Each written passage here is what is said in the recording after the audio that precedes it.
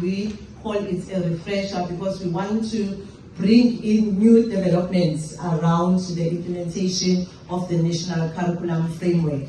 For example, last year we had the Thrive by 5 reports that was released, and we had quite a number of meetings. I remember the first one we had with all of you, social workers and subject advisors together, and then the second one we had with the CESs. So the Thrive by 5 report is informing the system of what is taking place in our ECD centers.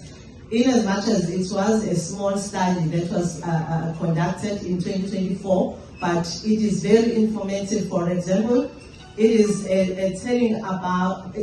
telling us about our children who are in our ECD centers.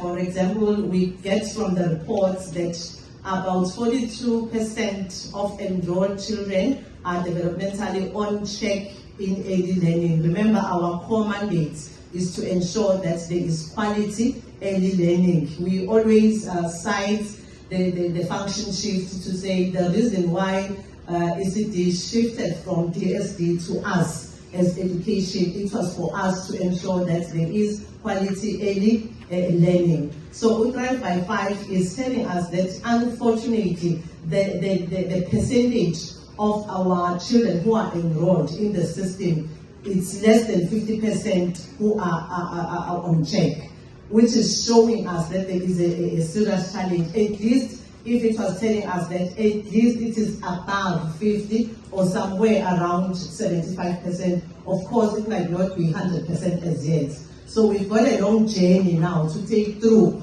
all these children that are already enrolled in our centers by providing quality teaching and learning. So part of today, we want to equip all of you so that as you visit our centers, you are in a position to check.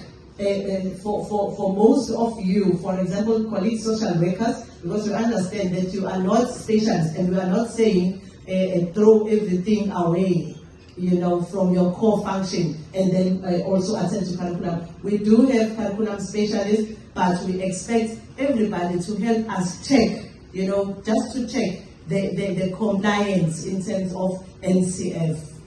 So part of what we have learned from the Thrive by 5 is that girls outperform boys across all learning domains except for gross motor development. What is that telling us? It is telling us that girls are doing, you know, a lot more better than our boy children. So we need to try now and devise strategies that will assist our boy children as well to perform as early as at the level where they are. Remember, we are instilling foundational learning so that by the time they go to school, they go to grade R, they are ready.